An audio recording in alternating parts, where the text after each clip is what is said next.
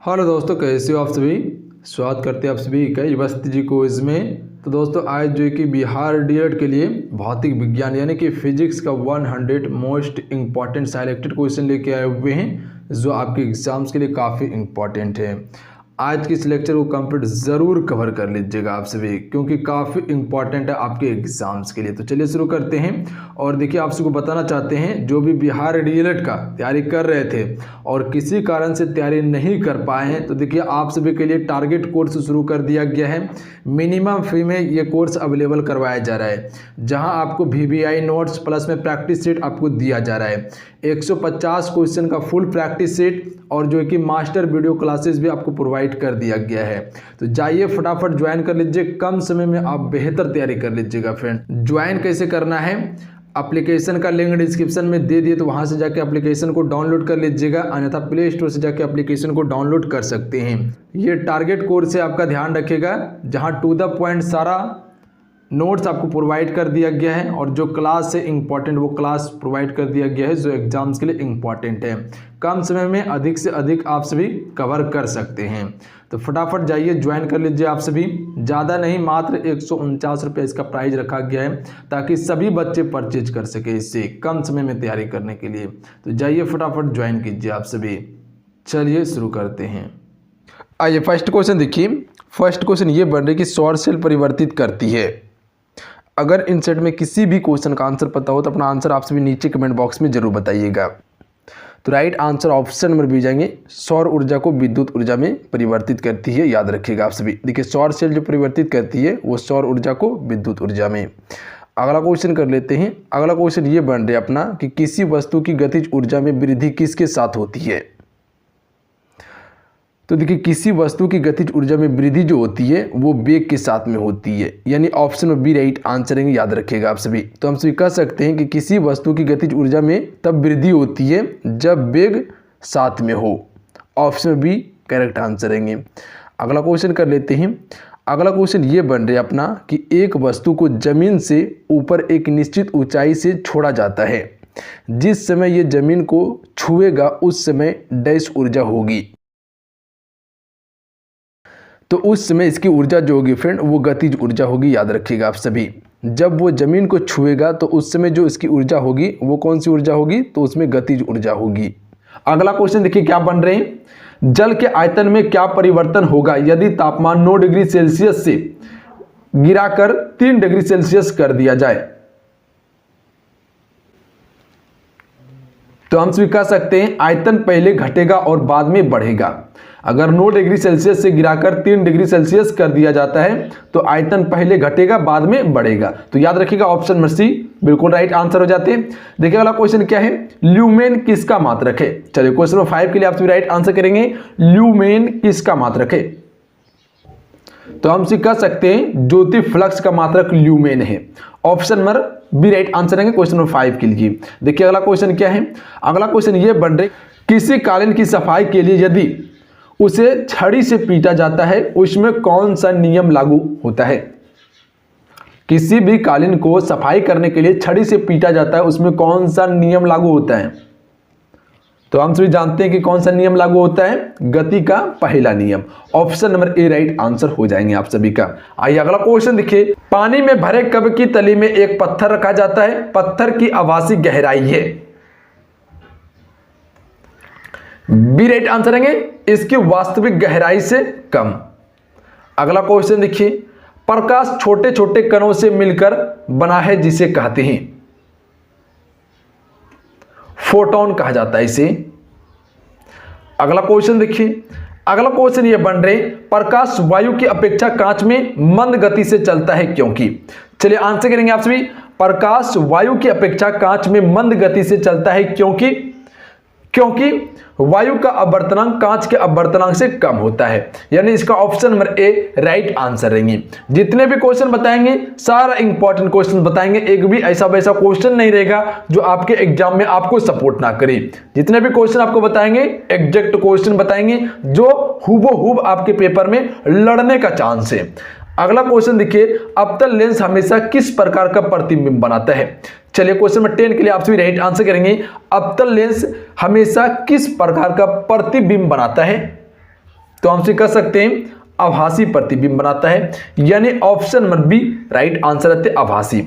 अगला क्वेश्चन देखिए, श्वेत प्रकाश को नली में कैसे पैदा करते हैं। चलिए क्वेश्चन 11 के लिए आप सभी राइट आंसर करेंगे। श्वेत प्रकाश को नली में कैसे पैदा करता है, तंतु को गर्म करके, यानी बी राइट आंसर रहेंगे।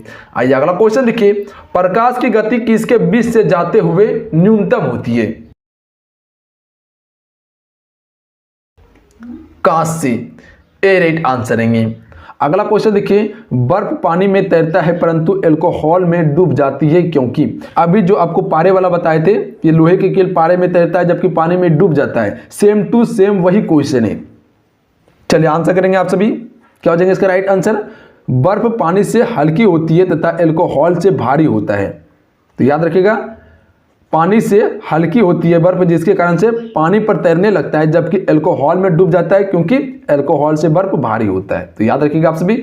अगला क्वेश्चन देखिए, स्टील की गोली पारे में तैरती है क्योंकि। तो हम कह सकते हैं कि स्टील की गोली इसलिए तैरती है पारे में क्योंकि पारे का घनत्व स्टील की अपेक्षा अधिक होता है, जिसके कारण से स्टील की गोली पारे पर तैरने लगती है। तो याद रखिएगा आप सभी। अगला क्वेश्चन देखिए, कृष्ण छिद्र सिद्धांत को प्रतिपादित किया था किसने। ब्लैक होल सिद्धांत को किसने प्रतिपादित किया।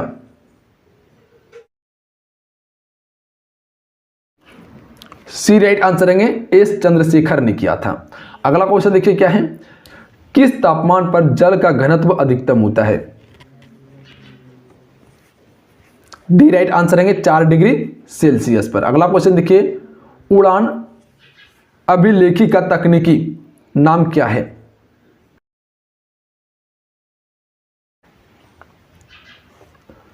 काला बॉक्स। देखिए अगला क्वेश्चन, फ्लाइटर रिकॉर्डर को तकनीकी दृष्टि से क्या कहते हैं। तो इसे कहा जाता है ब्लैक बॉक्स। अगला क्वेश्चन देखिए, वस्तु की मात्रा बदलने पर अपरिवर्तित रहेगा। चलिए क्वेश्चन नंबर 18 के लिए राइट आंसर करेंगे आप सभी। वस्तु की मात्रा बदलने पर अपरिवर्तित क्या रहेगा, घनत्व। डी राइट आंसर रहेंगे। देखिए अगला क्वेश्चन, झूठ पता लगाने वाला यंत्र है। चलिए आंसर करेंगे आप सभी, झूठ का पता लगाने वाला यंत्र कौन सा है। पॉलीग्राफ है। पॉलीग्राफ झूठ का पता लगाया जाता है इसकी मदद से। अगला क्वेश्चन देखिए, वायुमंडल में बादलों के तैरने का कारण है। तो हम सभी ऑप्शन नंबर बी को टिक कर सकते थे, निम्न घनत्व के कारण वायुमंडल जो कि बादलों में तैरते हैं। क्वेश्चन नंबर 20 के लिए राइट आंसर ऑप्शन में भी हो जाएंगे। क्वेश्चन क्लियर है। अगला क्वेश्चन देखिए, एक बैरल में कितने लीटर होते हैं। तो एक बैरल में 159 लीटर होते हैं। Option number A right answer है 21 का। अगला क्वेश्चन देखिए, एक बार बराबर होता है 10 पे पावर 5 डायन होता है एक बार बराबर। तो ध्यान में रखिएगा आप सभी। अगला क्वेश्चन देखिए, एक खगोलीय इकाई औसतन बराबर होती है। पृथ्वी और सूर्य की दूरी के बराबर होती है एक खगोलीय इकाई। अगला क्वेश्चन देखिए, अगला क्वेश्चन ये है, एक माइक्रोन बराबर है। एक माइक्रोन बराबर है। तो एक माइक्रोन बराबर जो होता है 10 पे पावर -6 मीटर होता है। अगला क्वेश्चन देखिए, 1 किलोग्राम राशि का वजन है। चलिए क्वेश्चन नंबर 25 के लिए राइट आंसर कीजिएगा।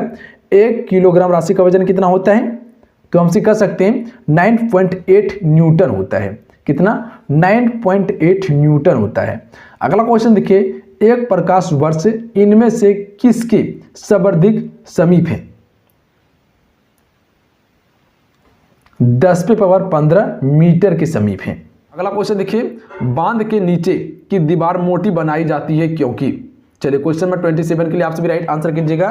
बांध के नीचे की दीवार मोटी बनाई जाती है क्योंकि गहराई बढ़ने के साथ साथ द्रव्यमान का दाब भी बढ़ता है, जिसके कारण से बांध के नीचे मोटी बनाई जाती है। दीवार जो है कि मोटी बनाई जाती है बांध के नीचे में। अगला क्वेश्चन देखिए, निम्नलिखित में से किस स्थान पर छोटी जी का मान सर्वाधिक होता है, गुरुत्वाकर्षण का मान सबसे अधिक होता है। तो हम कह सकते हैं अंटार्कटिका के मैप पर सबसे अधिक मान होता है गुरुत्वाकर्षण का छोटी जी का मान। तो याद रखिएगा ऑप्शन में डी राइट आंसर हो जाएंगे। अगला क्वेश्चन देखिए, द्रव चालित ब्रेक किसके नियम पर कार्य करता है। पास्कल के नियम पर कार्य करता है। तो याद रखिएगा option number A right answer हो जाएंगे। अगला क्वेश्चन देखिए, निम्नलिखित में से किसकी इकाई न्यूटन मीटर नहीं है? इनमें से किनकी इकाई न्यूटन मीटर नहीं है? बल का एसआई मात्रक न्यूटन मीटर नहीं है, जबकि गति ऊर्जा, कार्य और ऊर्जा का ये सभी का न्यूटन मीटर इकाई है। अगला क्वेश्चन देखिए, 1 मेगावाट घंटा बराबर होता है। चलिए क्वेश्चन नंबर 31 के लिए आप सभी राइट आंसर करेंगे। 1 मेगावाट घंटा बराबर कितना होता है? तो हम कह सकते हैं 4.2 इंटू 10⁻9 जूल होता है। तो याद रखिएगा option number D right answer हो जाएंगे। अगला क्वेश्चन देखिए, एम्पियर नापने की इकाई है। तो हम कह सकते हैं एम्पियर से करंट नापा जाता है। अगला क्वेश्चन देखिए, विभिन्न द्रव्यमान के 2 पत्थरों को एक भवन के शिखर से एक साथ गिराया जाता है। तो हमसे कह सकते हैं दोनों पत्थर जमीन पर एक साथ ही पहुंचते हैं। सी को यहां टिक कर सकते थे हम सभी। अलग अलग पत्थर है, दोनों को एक ही साथ गिरा रहा है, तो जमीन पे वह एक ही साथ पहुंचेगा। तो याद रखिएगा आप सभी, कहीं कंफ्यूजन नहीं करना है। अगला क्वेश्चन देखिए, प्रकाश विद्युत सेल बदलता है। प्रकाश ऊर्जा को विद्युत ऊर्जा में, बी राइट आंसर हो जाएंगे। बी को टिक कर सकते थे हम सभी। अगला क्वेश्चन देखिए, नोबेल पुरस्कार अल्फ्रेड नोबेल के नाम से शुरू हुआ, जिन्होंने खोज की थी। डायनामाइट की खोज की थी इसने। डी राइट आंसर हो जाएंगे। अगला क्वेश्चन देखिए, यंग प्रत्यास्थता गुणांक का एसआई मात्रक है। सी राइट आंसर हो जाएंगे, न्यूटन प्रति मीटर स्क्वायर होता है।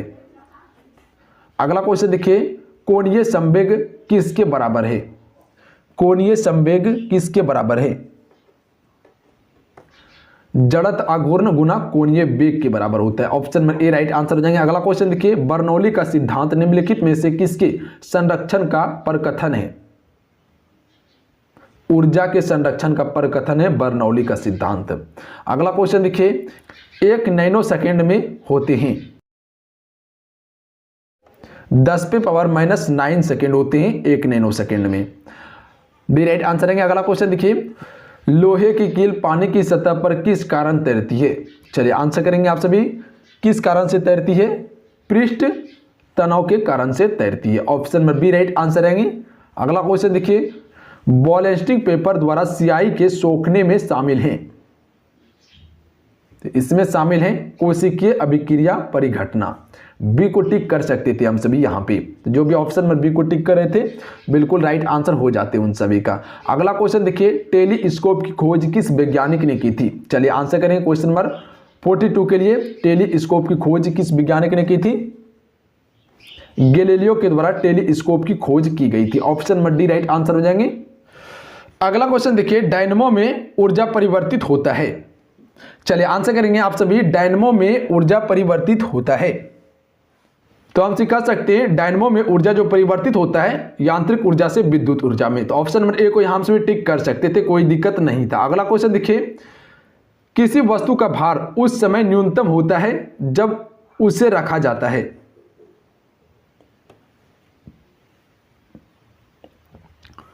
पृथ्वी के केंद्र पर। Option number D right answer हो जाएंगे। अगला क्वेश्चन देखिए, 1 एंगस्ट्रॉम में कितने मीटर होते हैं? तो याद रखिएगा आप सभी, ऑप्शन में ए राइट आंसर हो जाएंगे। 10⁻⁻10 मीटर होते हैं 1 एंगस्ट्रॉम में। ऑप्शन में ए राइट आंसर हो जाएंगे। अगला क्वेश्चन देखिए, सापेक्ष आर्द्रता नापी जाती है। तो हमसे कह सकते हैं सापेक्ष आर्द्रता जो मापी जाती है हाइग्रोमीटर से मापी जाती है। अगला क्वेश्चन देखिए, रेफ्रिजरेटर में थर्मोस्टेट का कार्य है समान तापमान बनाए रखना। अगला क्वेश्चन ये बन रहा है कि डायनामाइट बनने में किस द्रव का उपयोग किया जाता है? तो देखिए, डायनामाइट को बनने में जो द्रव का उपयोग करते हैं वो नाइट्रोग्लिसरीन द्रव का उपयोग करते हैं। यानी ऑप्शन नंबर ए को हम सभी यहाँ टिक कर सकते थे, कोई दिक्कत नहीं था। क्वेश्चन क्लियर है, याद रखिएगा आप सभी। अगला क्वेश्चन कर लेते हैं। अगला क्वेश्चन ये बन रहा है कि जब किसी भारी नाभिक के टूटने से 2 छोटे नाभिक बनते हैं तो विशाल मात्रा में ऊर्जा उत्सर्जित होती है और इस क्रिया को कहते हैं। तो इस क्रिया को हम सभी क्या कहते हैं, नाभिकीय विखंडन कहते हैं। तो याद रखिएगा आप सभी, क्वेश्चन को समझिएगा, क्वेश्चन क्या कहना चाह रहा है। जब किसी भारी नाभिक को टूटने से दो छोटे नाभिक बनते हैं तो विशाल मात्रा में ऊर्जा उत्सर्जित होती है और इस क्रिया को हम सभी क्या कहते हैं, तो नाभिकीय विखंडन कहते हैं। अगला क्वेश्चन कर लेते हैं। अगला क्वेश्चन ये बन रहा है कि निम्नलिखित में से कौन कथन सत्य है। चलिए आपसे बताएंगे इनमें से कौन सा कथन जो है वो सत्य है। तो हम से कह सकते हैं सापेक्ष घनत्व की कोई इकाई नहीं होती है।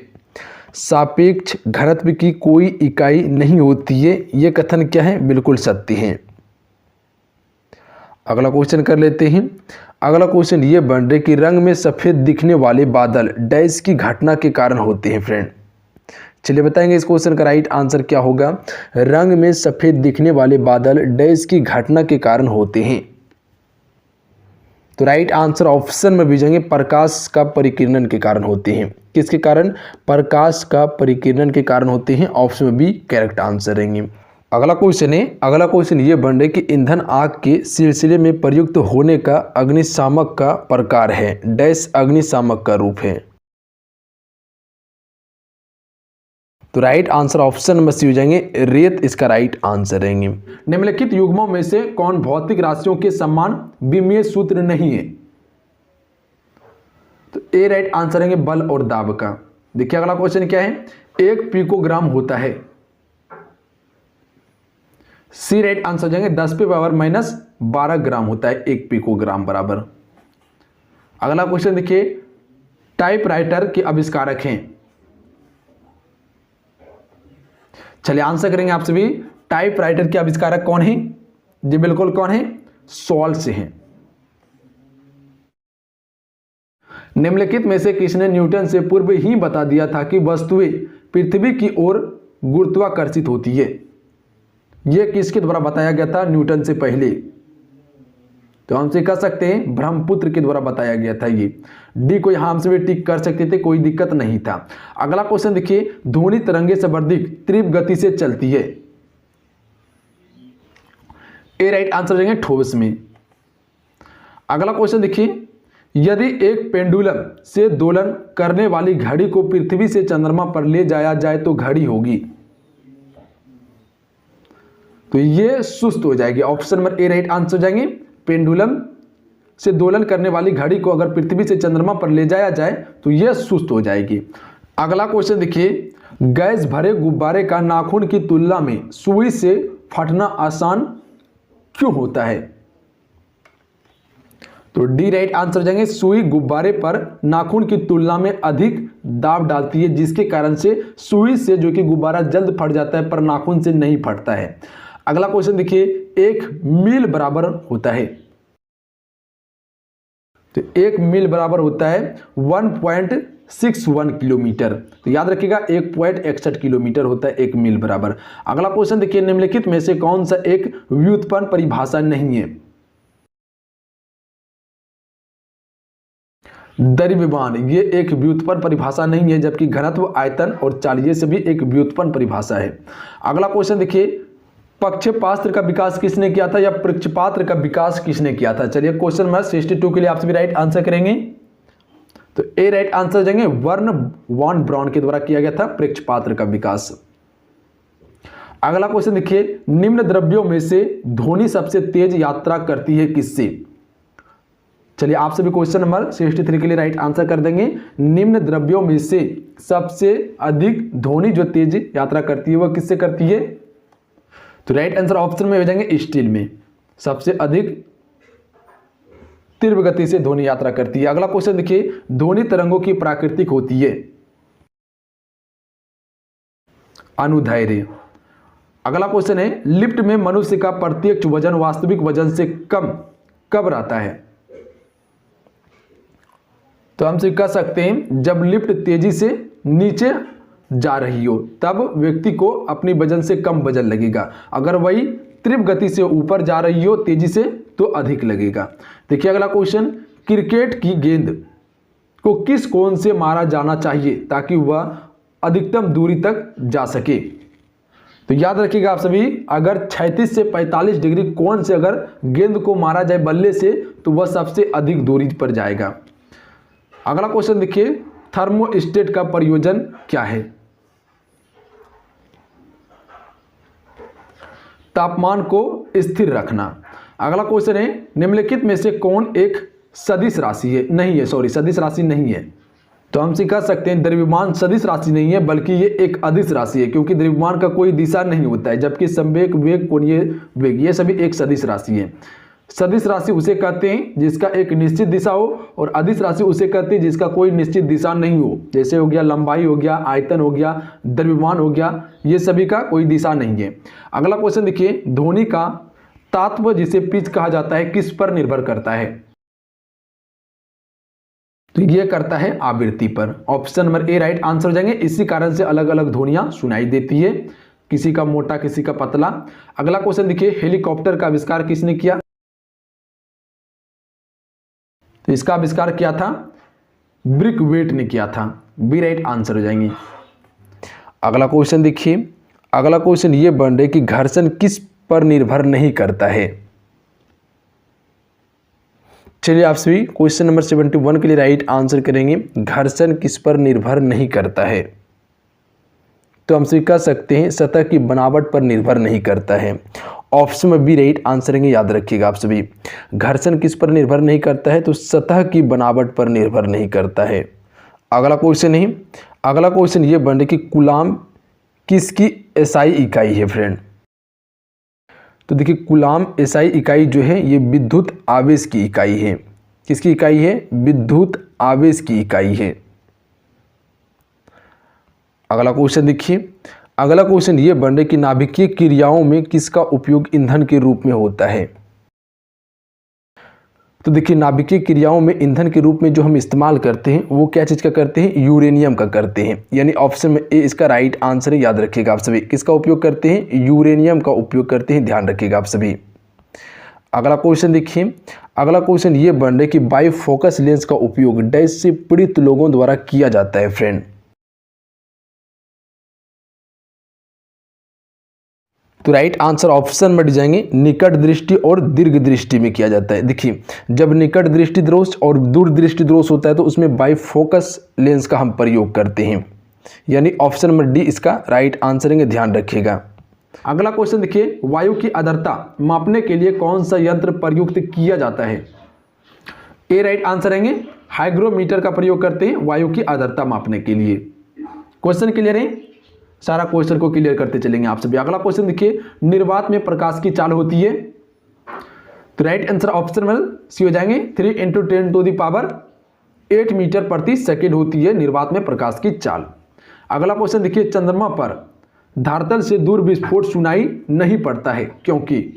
तो हम तो जानते हैं कि चंद्रमा पर वायुमंडल अनुपस्थित है, वहां पर वायुमंडल नहीं है, जिसके कारण से कोई भी विस्फोट होता है वहां पर सुनाई नहीं देता है।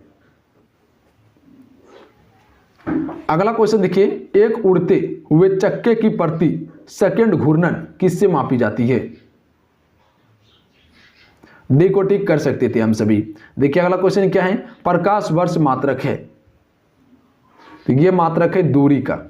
प्रकाश वर्ष जो मात्रक है वह दूरी का है। अगला क्वेश्चन देखिए, वस्तु को गर्म करने पर उसके अणुओं की चाल बढ़ जाएगी। जैसे ही वस्तु को गर्म करेंगे तो उसके अणुओं की चाल बढ़ जाएगी। देखिए, अगला क्वेश्चन, प्राश्रव्य तरंगे मनुष्य द्वारा नहीं सुनी जा सकती है। Option number B right answer है, प्राश्रव्य तरंगे मनुष्य द्वारा नहीं सुनी जा सकती है, क्योंकि ये तरंग को सिर्फ कुत्ता, बिल्ली, कुछ जानवर सुन सकते हैं, जबकि श्रव्य तरंगों को मनुष्य सुन सकते हैं। अगला क्वेश्चन देखिए, हम दलदली सड़कों पर क्यों फिसलते हैं?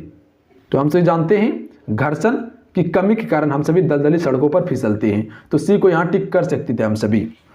अगला क्वेश्चन देखिए, अदिश राशि है, इनमें से अदिश राशि कौन सी है? तो आपको बताए थे जिसका कोई निश्चित दिशा नहीं हो उसे हम अदिश राशि कहते हैं। ऊर्जा का कोई दिशा नहीं होता है तो इसे हम सभी अदिश राशि कह सकते हैं, जबकि सदिश राशि बल, आघूर्ण, संवेग ये क्या है? एक सदिश राशि है। देखिए, अगला क्वेश्चन, ध्वनि के किस लक्षण के कारण कोई ध्वनि मोटी या पतली होती है? तो अभी बताए थे आपको तो ये तारत्व के कारण होती है, पिच के कारण होती है।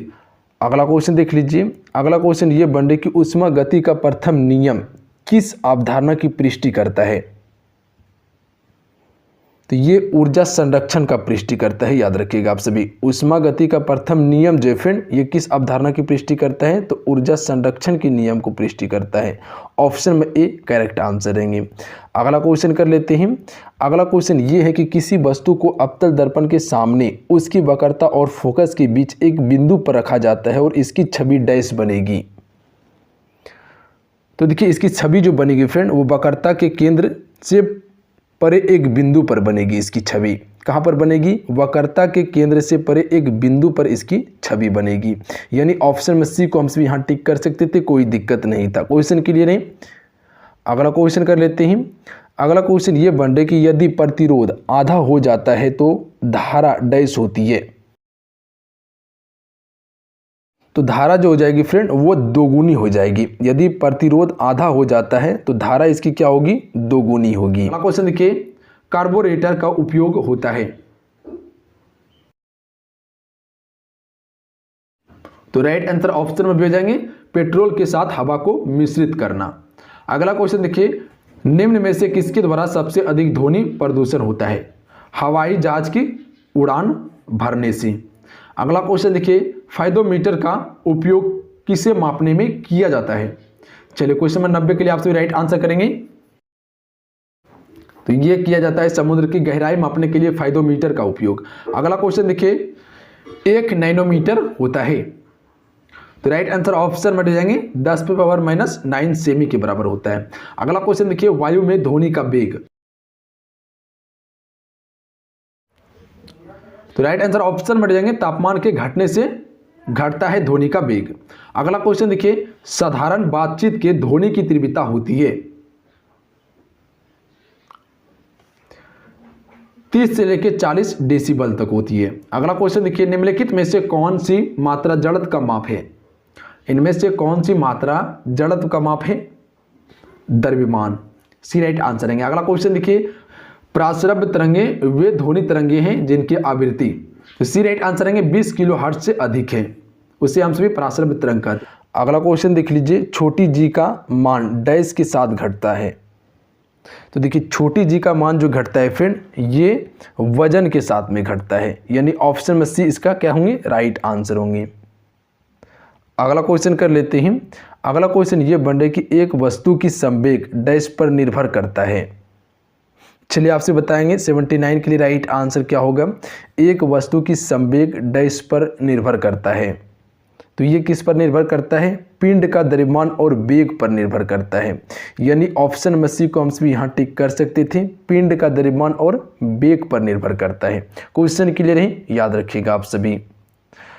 अगला क्वेश्चन कर लेते हैं। अगला क्वेश्चन ये बन रहा है कि डैश की आवृत्ति मनुष्य के लिए श्रव्य नहीं है फ्रेंड। तो राइट आंसर ऑप्शन में जाएंगे 22,000 हर्ट्ज जो है फ्रेंड ये मनुष्य के लिए श्रव्य नहीं है। आपसे को बताऊंगे मनुष्य के लिए जो आवृत्ति है सुनने की वो कितना है? 20 हर्ट्ज से 20,000 हर्ट्ज तक है, याद रखिएगा आप सभी।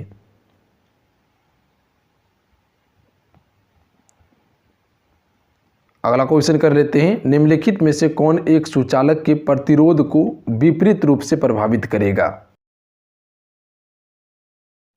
तो राइट आंसर ऑप्शन नंबर से जाएंगे अनुप्रस्थ काट का क्षेत्र प्रभावित करेगा इसे। अगला क्वेश्चन देख लीजिए और आज का ये लास्ट क्वेश्चन है। निम्नलिखित में से कौन सा कथन दो वस्तुओं के बीच के गुरुत्वाकर्षण बल पर लागू होता है? तो राइट आंसर ऑप्शन में से जाएंगे दो वस्तुओं के बीच गुरुत्वाकर्षण बल हमेशा आकर्षक होता है। ये बल जो है कि बिल्कुल दो वस्तुओं के बीच लागू होता है, यानी ऑप्शन में सी इसका बिल्कुल राइट आंसर है। क्वेश्चन क्लियर है? क्वेश्चन को ध्यान रखिएगा आप सभी। दो वस्तुओं के बीच गुरुत्वाकर्षण बल हमेशा आकर्षक होता है, ऑप्शन में सी करेक्ट आंसर है।